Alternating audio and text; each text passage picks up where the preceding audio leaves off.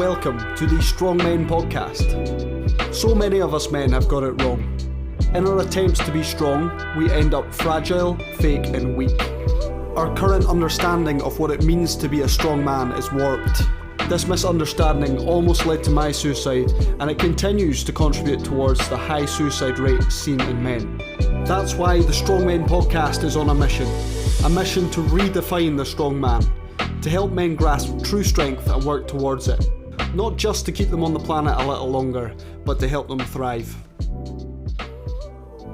Hello everyone, and welcome back to another episode of the Strong Men podcast. Now you might hear it in my voice a little bit, and also in the interview later on, that I'm a little bit bunged up. I've not been feeling 100% recently, just feeling a wee bit stuffy, I guess. Other than feeling a little bit under the weather, I've been doing well, I've been doing good, I've been enjoying myself. What's been happening recently? It was Abby's 30th birthday a couple of weeks ago, so we're out celebrating that.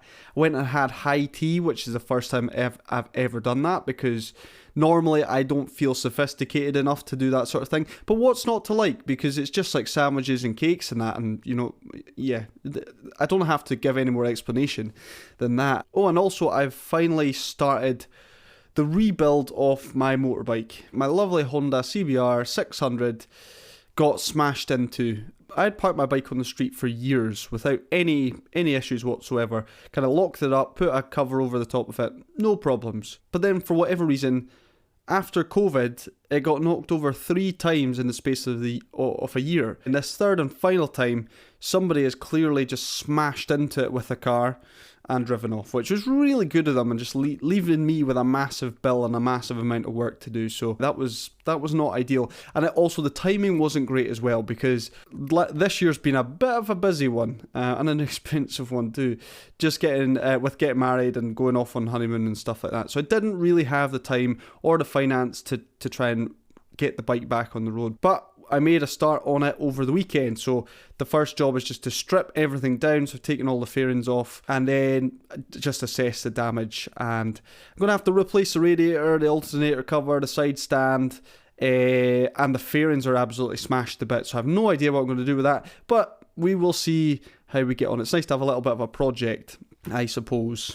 I'm trying to put a positive spin on it. So yeah, that's what I've been up to outside of work and that sort of thing. Anyway, I hope you're well. Thank you very much for joining me for another episode of the podcast. We're coming towards the end of this very first series. We're going to do 2 more episodes. That's 2 more interviews for you. And the first one that we have is today's episode with Graham Williams from Talk Portraits. Graham reached out to me a good few months ago asking if I was interested in getting involved in his project. I'd come across his project on social media prior to him reaching out, and I thought what he was doing was just brilliant. It was really interesting. It's a really simple concept. I'll leave it to him to explain exactly what he does. A really simple and powerful concept. So in the interview, we chat a little bit about his project. We also go into his own story, as well as cover some topics such as alcohol, cold water swimming, being social, and therapy. It's a really, really interesting conversation. I'm very excited to share it with you. If you have any thoughts on the episode and you want to share them with me, please do. You can get in contact with me. It's tsm@thewellbeingpt.com. That's tsm@thewellbeingpt.com. So let's jump into it. Here is my Ooh. Hello? Sorry about that. I was a scammer trying to steal all my credit card details. I did ask to see if he wanted to join us for an episode of the Strong Men podcast, but he said he was too busy scamming folks, so maybe next time. Anyway, back on track. Here is the interview. I trust you're going to enjoy it.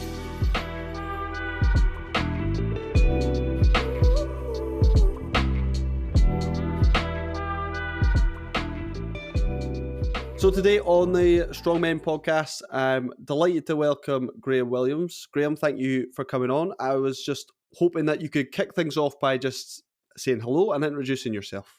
Hello. Thanks for that introduction. So my name's Graham. I am a photographer and graphic designer as well, but I am a photographer and I'm working on a project at the moment called Talk which is on the subject of men's mental health. So I've been meeting with guys since about March this year, having a chat with them about their mental health journey, photographing them, and then kind of displaying their portrait alongside their story. So yeah, that's me in a nutshell. Awesome. Thank you very much. I'm just seeing, for those of you obviously this is a podcast, not a vodcast, so you can't see it, but Graham is wearing his lovely talk t-shirt. I'm going to have to get one off you. It looks really good. It looks awesome. This is currently one of two, but okay. You'll have to get more orders. There may well be more.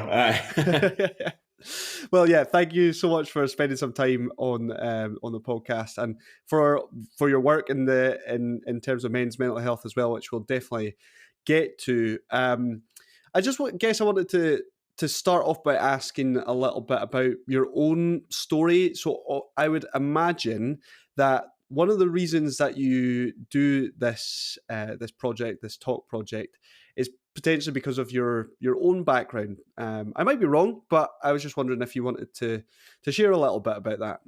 You are not wrong. So yeah, this project did kind of start from my own personal journey. I'm 33 now, but I kind of struggled with depression and anxiety since probably my late teens, 16, 17. And it's been a bit of there's been a lot of ups and downs and lots of a bit of a roller coaster ride. But I kind of turned a bit of a corner, I guess, over the last kind of year and a bit. Started to take some kind of big steps to improve my mental health. Spent a long time medicating, self-medicating with drinking drugs over quite a long period of time, and also antidepressants as well. So the combination of those two isn't a great one, but so yeah, completely stopped drinking and everything just over a year ago now, which made a huge impact on my mental health. But as I started to feel a lot better in myself, I wanted to do something that was kind of helping other people, I guess, but also just something completely different for me. Kind of pushed me out of my comfort zone a little bit as well. And I felt like I was in the right kind of mindset to take on a project like this. Because I'd been through a lot of it myself. I'm always interested to kind of hear from other people who have maybe been through similar situations and hear from them how they've dealt with it and stuff. So so that's kind of how it started. My own turning point, I guess.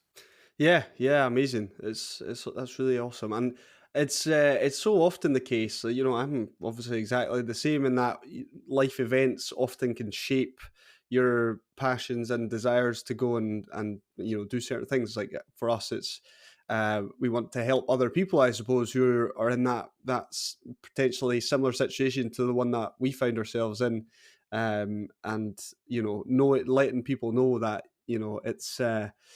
it's tough, but there's other people that have been through it and they understand, and that you're not the only person. And I think your work is amazing. With the project itself, how did you come up with that idea of sort of interviewing and combining your passion for photography and also men's mental health? I think so.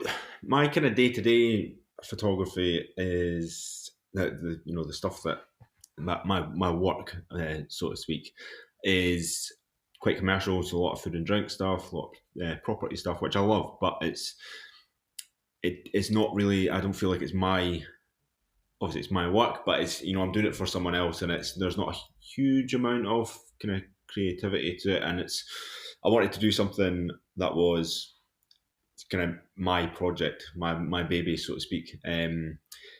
And portraiture was always something that I enjoyed doing, but I was never that comfortable doing it. I always got super anxious, like taking photos of people, and I would avoid it for that reason. I just find it really hard to kind of direct people and tell them what to do with their hands and whatnot. That was something I always kind of shied away from doing any portraiture work. So I really wanted to, with this, I wanted to do something that gave me a bit of creativity to kind of do things my way, without sounding super selfish, but and push myself out of my comfort zone, but also to meet, because I love meeting people and I do enjoy photographing people. But there was that anxiety beforehand. It was that kind of thing. Just wanted to do something that was a bit new and fresh for me. That's kind of how that came about. And then I must have started kind of thinking about it. So I started shooting in March this year, but I think I'd been thinking about it for a few months at least beforehand. And it was always in my head, and as I was kind of getting better, my own mindset, as I touched on earlier, I just felt maybe this is the right time to do it, and it just started from there. First portrait I took was my barber Lachlan, who I'd been chatting to quite a lot, because you chat to your barber when you're sitting in a chair. So, and he seemed like the perfect starting point. So yeah, and that was back in March, and we're now where we are now. When you say this is where we are now, things have all kind of culminated in something quite awesome. So I was wondering if you wanted to share what you've got coming up next month. Sure, yeah. So I've got an exhibition coming up in October, which is it's not it's more like a stepping stone. It's definitely not the end of the project. Although I have paused shooting just now, just while I'm preparing for it. So I will be kind of shooting again. But it's basically, so it's an exhibition. It's on for 3 weeks at the Scottish Storytelling Centre in Edinburgh, and it's forming part of the Scottish Mental Health Arts Festival and also the Scottish International Storytelling Festival. So it starts on the 7th of October and runs right through to the 29th. So that's going to be an opportunity for me to show the project so far. I'm going to be showing kind of 12 main portraits, relatively big prints, and the rest will be kind of shown in a grid, kind of separate section. A wee bit short in space to show the whole project in all its glory. But that's it. As I say, it's kind of like a stepping stone. This is a project so far, and then after that, I'll just keep cracking on with it. And it's something that I would love to just keep going. I don't really see an end to the project as such. It's just going to be, it's an ongoing project, and I'll just keep going for as long as I feel like it, to be honest. It's so good to see all that work that you've put in, because it is, I'd imagine, quite an effort, because for those of you who don't know, Graham did one of me a few months ago, and you really do take a lot of time and spend a lot of time in this project. To give you listeners a bit of an insight, Graham and I met up and we had a coffee, and you were taking you were writing like the wind. You were taking all these notes, and as I was just talking about my own story and the development of my work and the Wellbeing PT and the strongman stuff, and then you're telling me, and you audio recorded it as well, so you went back and listened through it, and obviously then the photos themselves and trying different shots. I don't know any of the technical terms of photography, but taking different shots is the best I can do. But yeah, there's a lot of work that really goes into each of your interviews, and that became so apparent. I guess you don't really see the amount of effort that goes into creating one of these portraits. So to see it get picked up in this way, and to have this event coming up is just, it must feel like all that effort was really worth it. Yeah, definitely. As you say, it is. It's taken up a lot of my time, but I've loved it, and it's. I think when I first started it, the whole point about the project is to encourage men to talk, which is something that I didn't do until fairly recently, kind of over the past year. talk about your issues instead of bottling them up. So hence the name Talk, nice and simple. But I was conscious that I wanted it to be, I didn't want to just photograph guys. I wanted to actually talk to them as well. So the the chat that we have before the portraits is just as important as the portraits themselves. Arguably, probably more important, I would say.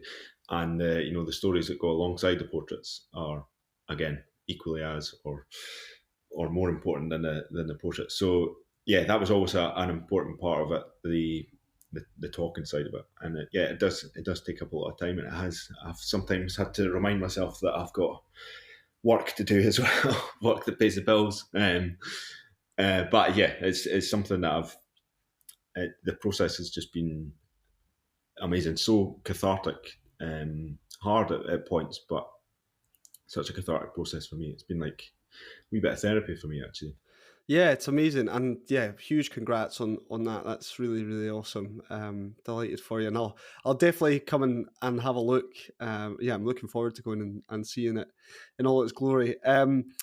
Obviously, as men, I'd imagine there are some similar stories and similar traits. Obviously, we're all very different at the same time, but are there certain things that you've seen crop up time and time again with these interviews? Yeah, definitely. There's a lot of, I think, one thing I've noticed from this project is, I think with probably every story, every person that I've met with, there's always something that I can kind of relate to, and I think it's a huge thing about like why we should talk about these things, because the amount of times that you kind of think about these things and they're running through your head, and you're stressing out about them, thinking, oh, I'm the only person feeling like this. As soon as you open up to someone, the chances are depending on who it is, chances are they're probably like, oh yeah, I get like that sometimes, or or me too, I feel like that as well. And I'm not saying that I kind of relate to everything that I've spoken about with these people, not at all. But there's always, whether it's a feeling or whether it's an experience, there's always usually something that's that bit of common ground. But yeah, there are things that crop up quite a lot. I mean, a lot of the guys that I've spoken with are in maybe a similar situation to me, where they have spent a long time kind of bottling things up, not talking about it, and then they're now at the stage where they are starting to open up and speak to people, speak to mates, family, whoever. So I think that's a recurring theme of people just realizing that opening up is actually a really good thing to do. Yeah, yeah, absolutely. I totally resonate with what you're saying about talking. I really encourage, as much as possible, I encourage guys to tell their story, and obviously a lot of the time that it comes with a little bit of hesitancy, because you're like, oh, I don't really want to put myself out there like that and show that vulnerability. But as you say, because there's it's so often the case that we have shared experiences, that when you share your story, other people are like, oh yeah, okay, well I know exactly what that feels like, because that's how I feel, or that's what I went through. And that can be that's what it was for me, in order to help me start talking about things, was actually hearing somebody else explain their position or their story. They were telling me, a few years ago I felt like this, and then I was like, well, oh right, okay, so it's not just me, and it is safe for me to talk to someone who actually gets it. So yeah, I couldn't agree more with what you've had to say there. That's a little bit then about your talk portraits, which if you haven't gone and checked them out yet, if you don't follow Graham's project on social media, then please make sure to do that. Where would they find you on social media? So on Instagram, it's talk.portraits. And then there's also a website, which is www.talkportraits.co.uk. Yeah. .co.uk or .com? .co.uk, yeah. Final answer. Nice, excellent. Okay, we're going to move on, and I'm just going to reflect a little bit on going back to your own sort of personal story and your personal challenges with mental health. So the next question I was going to ask was, you talked about some specific challenges, and I was wondering how you got to that point of feeling like, right, I need to do something about this now? When was there a specific moment in time where you're like, right, enough is enough, or a point where you thought, okay, there's something not quite right here? Yeah, I think. I mean, there's been a few times throughout my life, more than a few times, that I've really kind of been in pretty dark places, and really kind of thought that I have to do something to help myself here. But even during the times that, so for me, drink was a big thing for me. It was my go to, most nights of the week, if I was struggling, or also if I was really happy. It was just my go to thing, and it got to the stage where it was kind of starting to take over a little bit. But all the way through my life, at those points where I'd realised that I maybe had to do something, I just kept drinking, which, doctors, therapists, family, friends, whatever, had always said to me, well, I mean, that's not helping you. It was one of those ones where you go to the doctor and they say, oh, how much do you drink? And then you tell them, and they kind of look at you as if to say, what? And I just ignored those things. I was like, well, I didn't really want to stop. So the so it's August last year, I'd had a particularly rough night, which really kind of affected me mentally, and gave myself a bit of a fright, and that was the kick up the arse that I needed, really, just to cut it out, and I've never looked back, to be honest. It's I'm not by any means cured. I still have my bad days, but I'm in a much better mindset to deal with those feelings that I have, and I know what to do. Well, I don't know everything about what to do, but I know better, kind of what to do when I'm feeling low, or when I'm feeling super anxious, or whatever. Which was usually always go to the pub. But So you got to that point where you realized there was something that you needed to deal with, and you took some positive steps to address it, and from that point you've never looked back, which is awesome. I was wondering if you could expand a little bit on what it is you actually did to help you get out of that dark situation. I just it was a fairly organic thing of, I just kind of completely changed the way that I was living my life. Something had just kind of sparked in my head that, as I said, total kick up the arse that I needed, and I realised that I had to help myself before anyone else could help me. So yeah, just completely changed my lifestyle, changed my social life. Stopped spending my nights in the pub, and it was a tough change, and it still is a tough change. I still struggle with it sometimes, but it was just a complete change of lifestyle.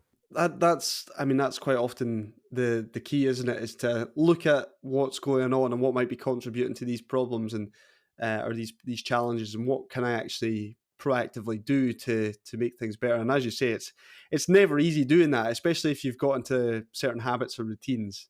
Or if you're conditioned, you've almost conditioned yourself, I suppose, to a certain way of living. It can be so difficult to kind of break out of that. I wanted to reflect on alcohol a little bit, if that's okay. Just considering the challenges that a lot of us men have when it comes to alcohol. Now, often it's the case if we have like a stressful day that we kind of want to reach for it, to kind of take away a lot of those difficult emotions. It's almost like it can become a form of emotional regulation, actually, almost like the case of like, I don't want to deal with the discomfort of these negative emotions, so I'm going to go to alcohol to kind of take that away and replace it with a sort of high, almost. Not all men, obviously, but I just wondered if you had any thoughts about our relationship with alcohol, generally speaking. I think, I think certainly in this country, there's something about the drinking culture in the UK, but also in Scotland, maybe more so. There is that. just culture of just. Oh, no idea what just happened there. Sorry, my music just started playing. Did you hear that? No, I'm not hearing it. Some tubular bells just playing in my ear there. Sorry. That's okay. That's okay. Where were we? Oh yeah, right. Let's start that again. So yeah, I think there's definitely something to be said for the kind of drinking culture in the UK and Scotland, arguably more so.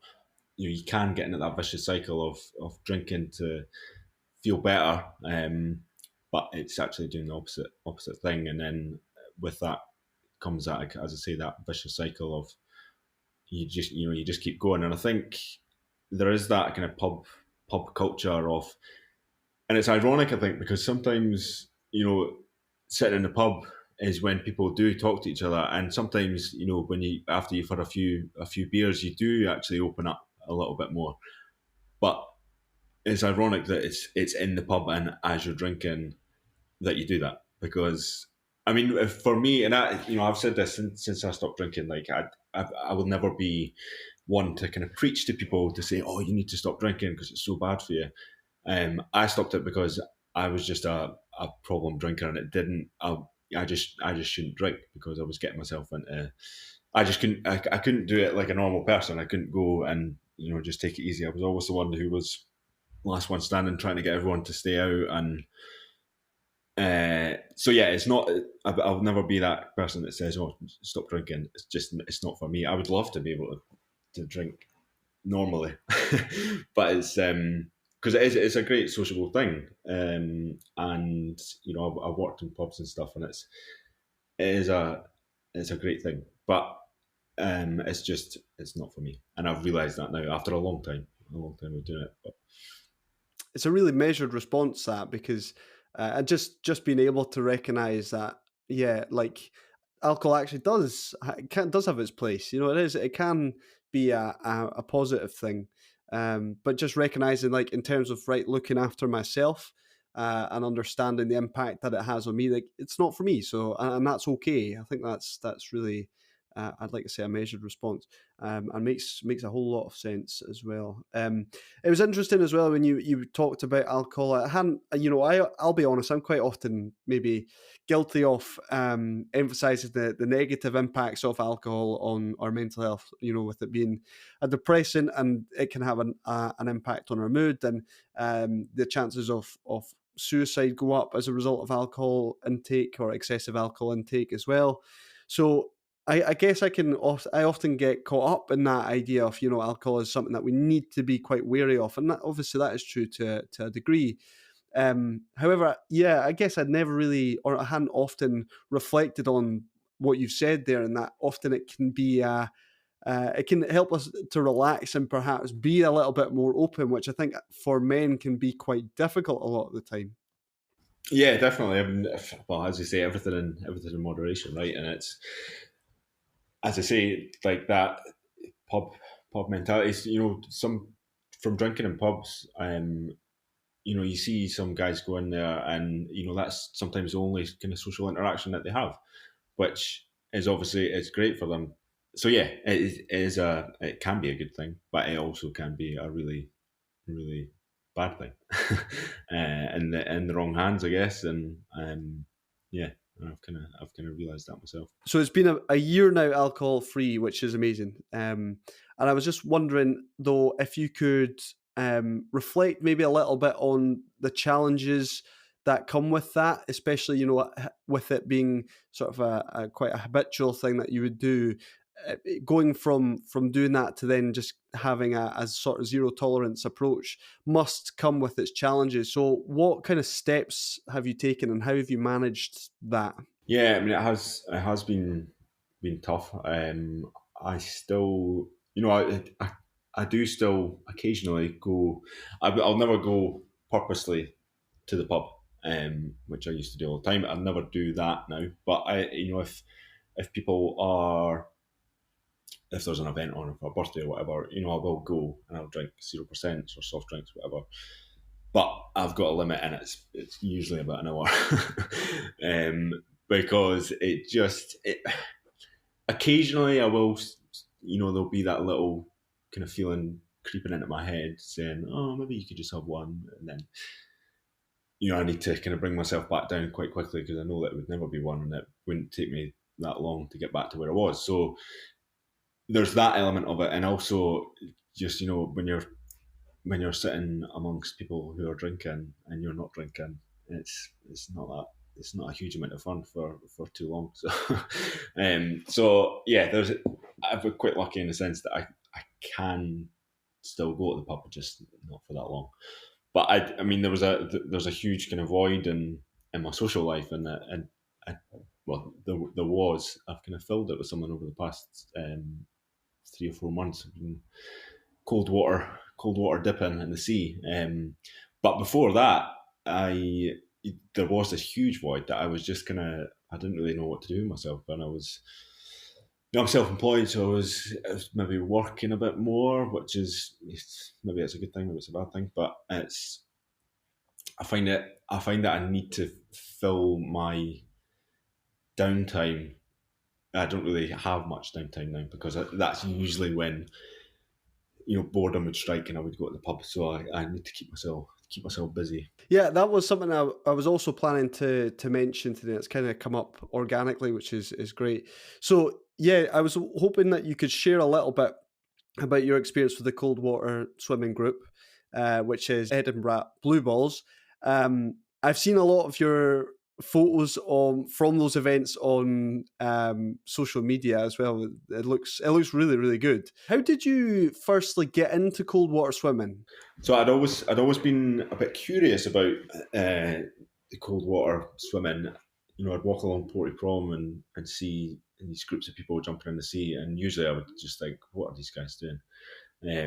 On a Sunday morning or whatever.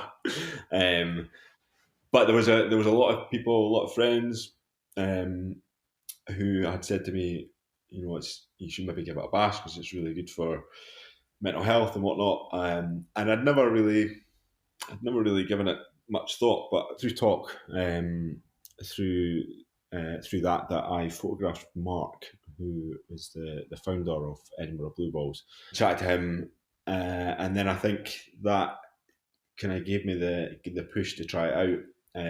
So yeah, Edinburgh Blue Balls, they meet 3 times a week. There's organised groups, organised swim. Sorry, it's Wednesday night, Thursday night, and Sunday morning. So my first one, I went along on the Sunday morning, Sunday service they call it at Portobello, and I've never looked back. It's given me so much, it's filled that void in my social life that I spoke about earlier. Because I'll do those 3 swims a week, but I'll also just go down to Wadi Bay and jump in. There's always kind of little swims in between the organised ones, and it's there's a Sunday morning you go down and there's like 70 guys there. It's such a nice group of guys, and a group of guys that you would never get together, I think, in any other situation, any other environment. And it's a mental health cold water group, but it's not. We don't just go and chat about our mental health. It is. These guys are my friends now. I spend so much time with them, and I do have that kind of, in the same way that I would, look forward to going to the pub. I have that now with jumping in the sea. Maybe ask me again in the middle of the winter if I'm still. I'm going to try. I'm going to keep trying it over the winter, and I hope I can keep doing it because, as I say, I love it, and it's kind of taken over my life. But I'm a little bit scared about the winter. Yeah, that's brave. That is brave. It's brave going in at any time of the year, but particularly a Scottish winter, that will be interesting, I'm sure. But no, that's awesome. It's really good. I think this is something that's becoming more and more apparent to me, is that as a PT, I focus often on like the importance of exercise and the importance of good nutrition, but social health is equally as important. And it's also quite clear to me as well, upon reflection from my own life and looking at some of my friends and stuff, that we often do have friends, but perhaps we don't have that like sort of deeper connection with them. It's often very surface level stuff. We kind of keep it there. So although on the outset it might look like you've got a lot of these deep, meaningful relationships, actually you're left sometimes feeling, if all of your relationships are very surface level, you can be left feeling quite lonely at times. So it's become such a really important thing for me, not only personally but in terms of the business and trying to improve like the social element of it. Yeah, definitely. The as I say, like I think the blue balls thing and just any cold water therapy or cold water immersion, however you want to name it. I think there's a few different kind of prongs to it. There's obviously the actual physical cold water side of it, which there's scientific stuff to say that it releases more dopamine, whatever. I don't really understand it, but it's there. It does the job, and I can definitely vouch for that. It's like a complete uplift for me jumping in the sea. But there is also the social side of it as well, and that is a huge part of Edinburgh Blue Balls, and they are, as I say, such a great group of guys, and yeah, just as I say, when we're in the water, we're not talking about mental health, but they know that we can have those conversations if we need them, and it's a safe space to do so. And I think that's really important. Like what Mark had kind of said when I photographed him and when I spoke to him for talk. It was creating that safe space that people could have a conversation if they needed it and they felt like they could reach out to people.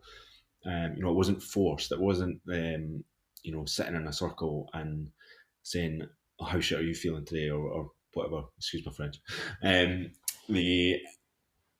It's very much an organic thing, and it works. It works an absolute treat. It's brilliant. Yeah, that's exactly the same as the strongman group. Is I've never wanted it to be exactly what you've said, like sitting in a circle, passing around some object to be like, it's your turn to talk, and then passing it around the group until everyone's said things. Like, I'm not trying to shit on them. I think they have their time and place, and there's things like Andy's Man Club, which do that sort of talking therapy and group therapy, and I think it's great. I do. But that's not really what I wanted to achieve with the strongman either. I want to create an environment where these conversations kind of naturally happen, so it's not this forced thing, because I think that can be, that could be an off-putting for some men to think like, oh shit, I'm coming along to this group and I'm going to have to talk about like mental health stuff and I'm not ready to talk about it, or I don't want to talk about it at this stage. So yeah, I think that's a really important element to any kind of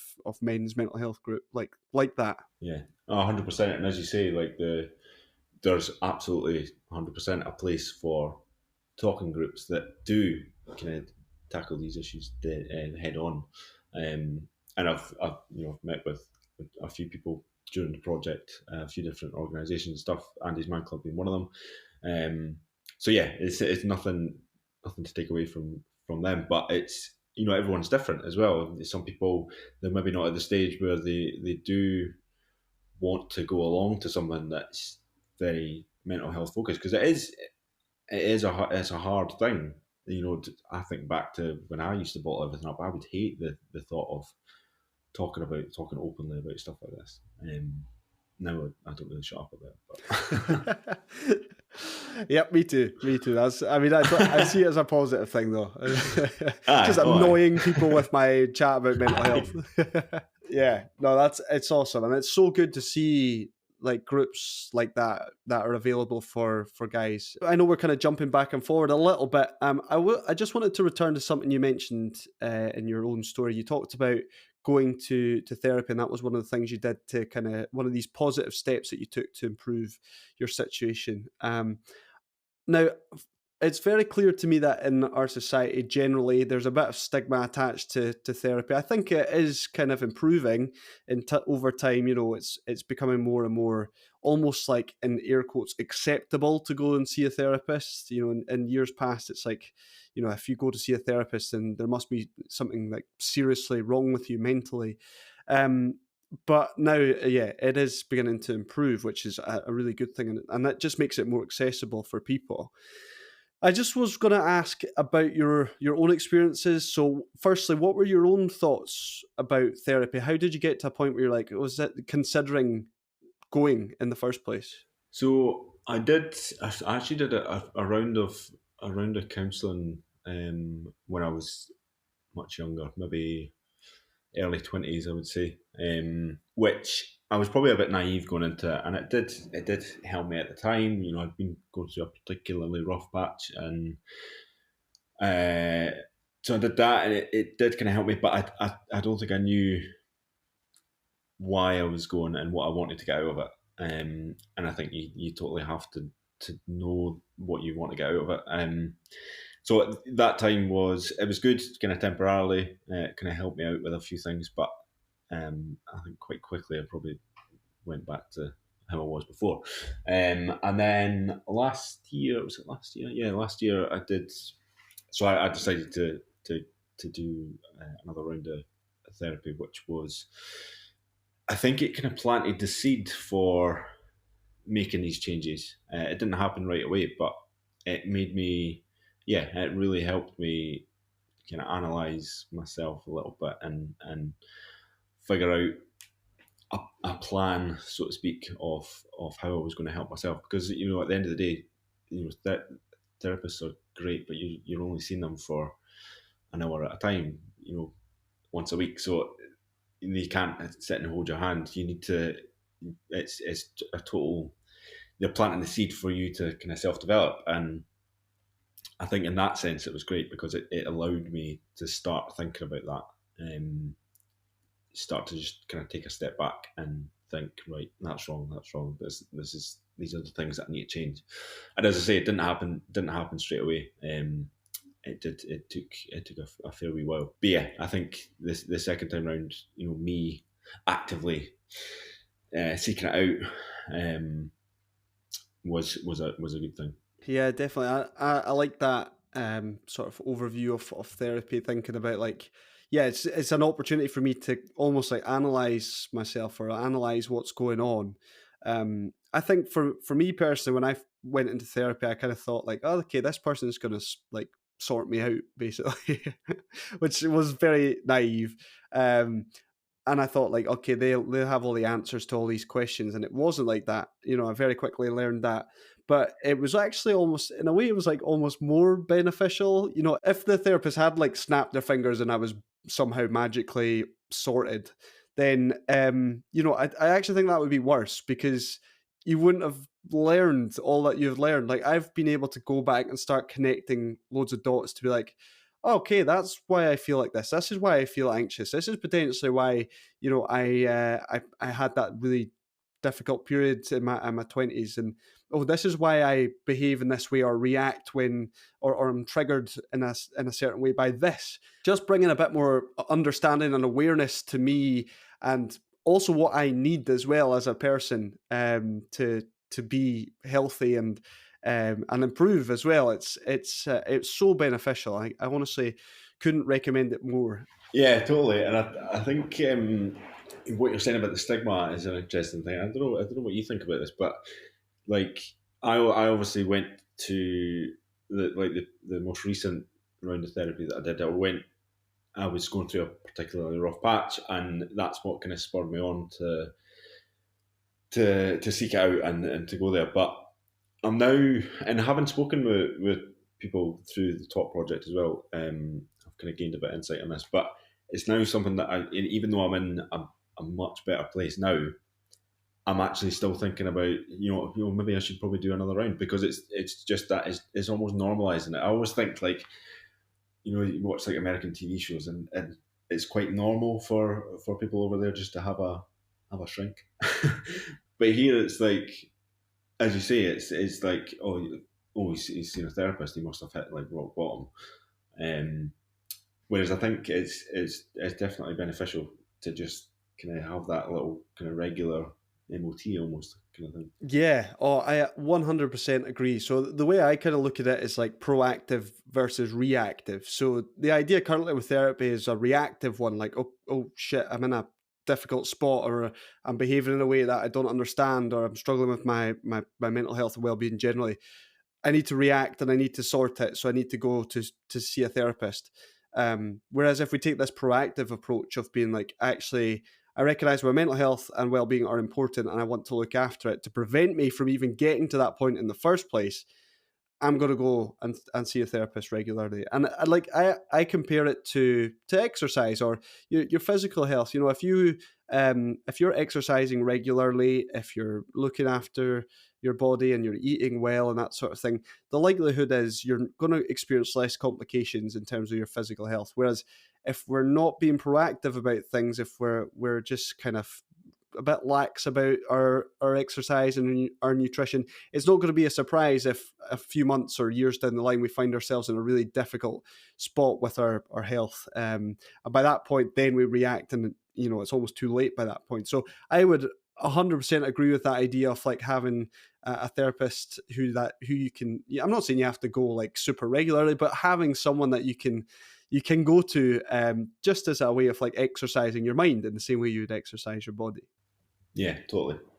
And I know there's a lot of chat about, and this is something going back to when you asked about things that have cropped up regularly during the talk conversations. One thing that's cropped up is always the waiting list time for therapy, and it is it's pretty shocking actually when you hear something. There's people have been waiting like 2 years and stuff, and it is really bad in that sense.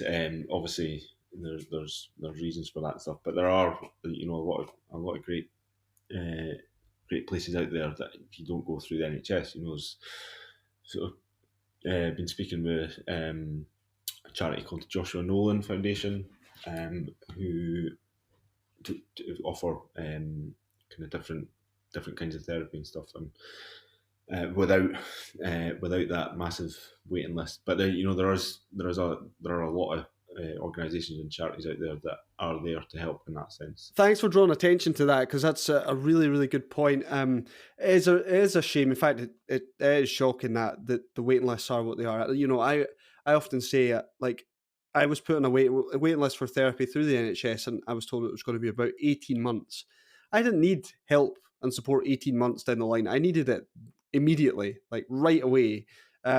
So for people, it's having to wait that period of time. For some people, sadly, it's too late. So yeah, thank you so much for drawing attention to that, because I know the Joshua Nolan Foundation, and there are other charities as well.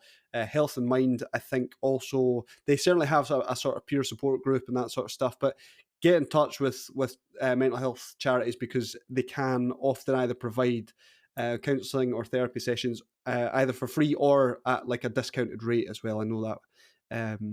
So yeah, it's a really good thing to highlight for sure. Just to wrap things up, with every interview, I'm closing with the same 2 questions.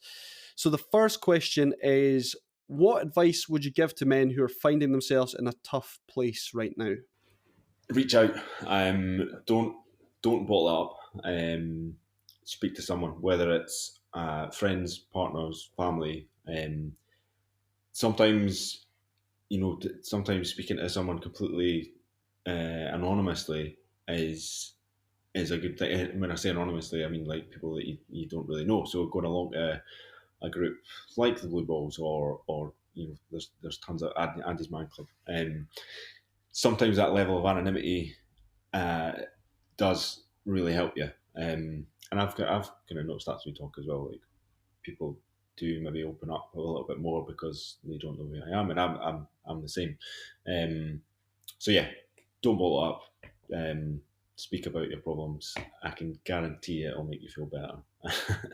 Yeah, it's so true about chatting. I that's my experience as well. It's so much easier for me to talk to someone that I know kind of loosely, because I guess there's less personal and emotional investment almost. And the final question that I always ask to round off the interview is, what one word would you use to describe a strong man, and why? So I would say honest, probably. I think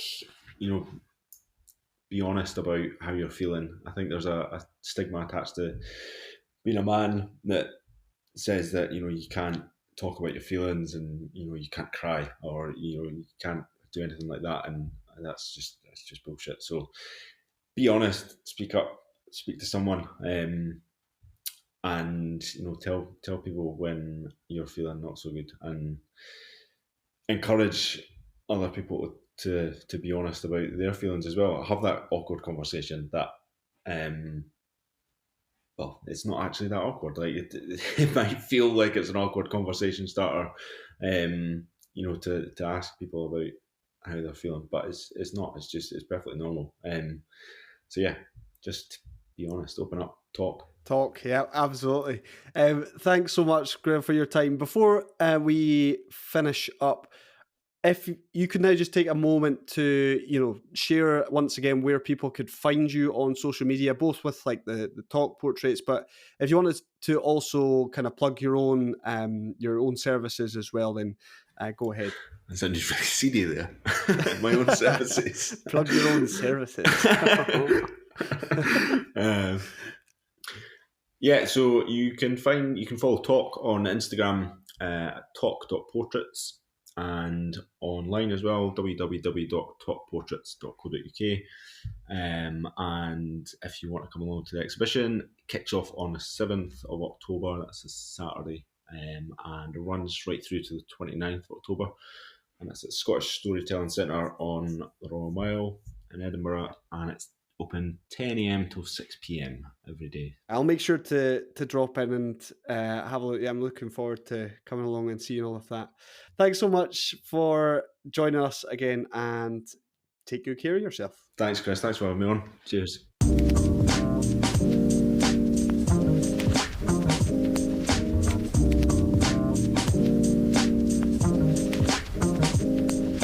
So that was the interview with Graham Williams, and that means, as I mentioned at the start of the show, that we have one episode left for this series that's due to be recorded very soon.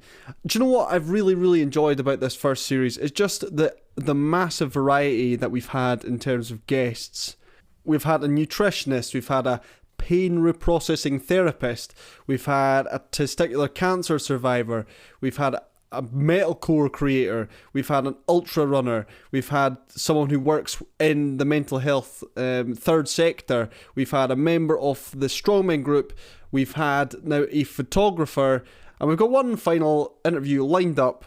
Once again, not like anyone else we've had on the show before up to this stage. So yeah, that's what I've really loved about it. It's been so good to chat with everybody and hear a bit of their story and their experience, and I trust it's been really helpful for you also. As always, we are going to move on now to the brain break. Just to remind you, this is the part of the show that is designed to break your this is the part of the show that's designed to give your brain a break rather than break your brain. It's important I get those the right way round. Basically what happens is I pose a question or a topic to you guys, I also pop it up on my Instagram, and I share the best responses. This week on the Brain Break, we are summing up our life using a movie title. As always with the Brain Break, I get a mix of some serious answers, and I also get a mix of just some ridiculous ones. So we'll get the ridiculous ones out the way first. The first suggestion that I got back, which was a real throwback and I did actually appreciate quite a lot because I totally forgot this film existed, was Flubber. And if you've not seen that film, highly recommend. What a masterpiece. However, I don't quite understand how that sums up your life. I don't know how that film sums up your life.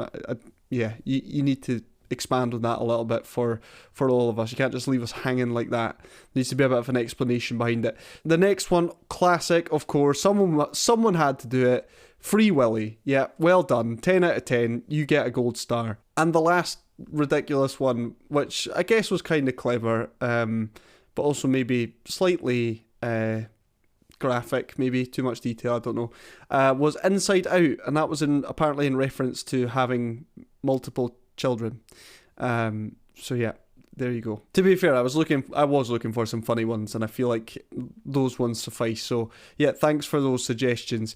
The other three that I got were also, I mean, they were also funny to a degree, but also made me feel a little bit sad. I really hope you guys are all doing okay. The next one we had was The Perfect Storm. Now, you could frame that either positively or negatively. You could say like, oh, it's the perfect storm, isn't that? I've had stormy times in my life, but it was perfect because it's molded me to be the person who I am today. Or, it could just go along with the story of the perfect storm, which would suggest that your life's been not the best thus far. So yeah, I'm gonna lean towards it as a positive thing. The next one, which was also quite real and maybe a little bit too real, was The Pursuit of Happiness, which I don't know if that's now cancelled after Slapgate. But yeah, good suggestion once again. And the final one, which was probably the winner for me, was A Series of Unfortunate Events. Again, as I say, I really hope you guys are doing okay. If you need somebody to talk to, you know where to find me. Moving on to the final brain break of the series. I won't be doing one next episode, seeing as that'll be the end of the series. So this is your final opportunity to get involved with the brain break. I've chosen this topic because I feel like it aligns quite nicely with me and the podcast and my work, because I often find that I am very much in the minority with a lot of my views on health and fitness. For example, like lifting with a rounded spine. Most PTs, the vast majority of PTs will be like, oh, no. You're going to end up with a snapped spine if you lift like that. Don't do that. Tut. Whereas I'm like, yeah, like that's not a problem. I'm forever getting pissed off at these so-called fitness influencers online posting about what they eat in a day, like that's relevant to anybody. And you'll already know about how much I love transformations and transformational coaching, which typically most PTs are all about. Whilst I'm saying this, I'm remembering a couple of episodes ago, I detailed how I'm being more positive. So I'm not going to dwell on these things for too long. Just know that I have a number of unpopular opinions. And in fact, if I wanted to tie this series together nicely in a wee bow, if I go back to episode 1, the very first brain break was kind of an unpopular opinion because it was about Friends and how I think Friends is not funny. It's not something I want to watch, and I don't understand people who actually like that show. Keeping all this in mind, I want to hear your unpopular opinions. Obviously, keep them PC, because if you don't, I will not be able to read them out on the podcast. But don't let that put you off from getting involved in the brain break. As I've mentioned before, you can get in contact with your suggestions by emailing me, tsm@thewellbeingpt.com. I've also got into the habit of posting this to my followers on social media, so follow me at The Wellbeing PT and keep your eyes peeled. Make sure to watch my stories, and at some stage over the next couple of weeks, I'll be posing that question and I'll be looking for your contributions on unpopular opinions. Okay, and that is it for the brain break. And in fact, that is it for the show. I'm not going to take up any more of your time today. I really appreciate you taking some time to check out the podcast. If you have enjoyed it, please make sure to leave me a review wherever it is you're listening to this episode. I'll be back again in a couple of weeks' time with one final episode to round off this series. Till then, take good care of yourself.